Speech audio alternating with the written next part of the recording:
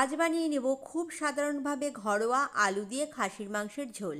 রবিবার দুপুরের মেনুতে যদি গরম গরম ভাতের সাথে এরকম একটা আলু দিয়ে খাসির মাংসের ঝোল থাকে, তাহলে দুপুরের খাবারটা জাস্ট জমে যায়। প্রথমেই বাজার থেকে আনা খাসির মাংসটাকে খুব ভালোভাবে ধুয়ে নেব। প্রথমেই দিয়ে দিলাম আদা, পেঁয়াজ, রসুন, কাঁচা লঙ্কা, টমেটোর পেস্ট। দিয়ে দিলাম 1 টিস্পুন জিরে গুঁড়ো, 1 টিস্পুন হলুদ আর স্বাদ অনুযায়ী নুন। পরিমাণ মতন সর্ষের তেল দিয়ে খুব ভালোভাবে মাংসটাকে ম্যারিনেট করে ঘন্টাখানেকের জন্য ঢাকা দিয়ে রেখে দিলাম। এদিকে কড়াতে পরিমাণ মতন সর্ষের তেল দিয়ে ফোড়নে দিয়ে দিলাম তেজপাতা, শুকনো লঙ্কা আর গোটা গরম মশলা, দুটো মাঝারি সাইজের পেঁয়াজ কুচি। ফোড়নটা খুব ভালোভাবে ভেজে নিলাম। ফোড়ন থেকে একটা সুন্দর গন্ধ বেরোলে অ্যাড করে দিলাম ম্যারিনেট করা মাংস। যেহেতু ম্যারিনেটের সময় সব রকম মশলা দিয়েছিলাম, তাই এখানে আর কোনো প্রকার মশলা দেবো না। খুব ভালোভাবে নাড়িয়ে চাড়িয়ে মিশিয়ে নিলাম। ঢাকা দিয়ে লো ফ্লেমে এবার রান্না হতে দেবো। মাঝে মাঝে ঢাকা তুলে একটু একটু নেড়ে দেবো, যাতে মাংসটা তলা থেকে না লেগে যায়।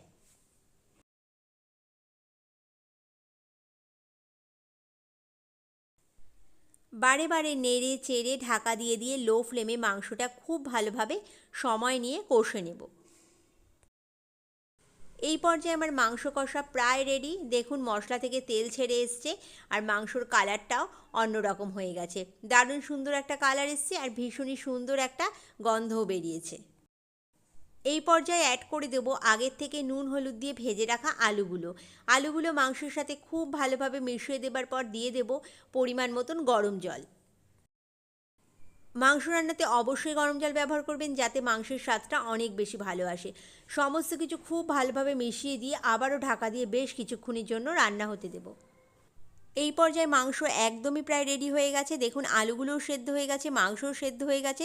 ঝোলের দারুণ সুন্দর একটা কালার চলে এসছে আর ভীষণ সুন্দর একটা গন্ধও বেরোচ্ছে। এই পর্যায়ে অ্যাড করে দেবো 1 টিস্পুন গরম মশলা গুঁড়ো। গরম মশলা গুঁড়োটা সমস্ত কিছুর সাথে খুব ভালোভাবে মিশিয়ে নিয়ে গ্যাস ওভেন বন্ধ করে ঢাকা দিয়ে বেশ কিছুক্ষণের জন্য রেস্টে রাখবো। এবার সার্ভ করার পালা। একদম গরম গরম ধোয়া ওঠা ভাতের সাথে আমি সার্ভ করে দিলাম খাসির মাংসের আলু দিয়ে পাতলা ঝোল।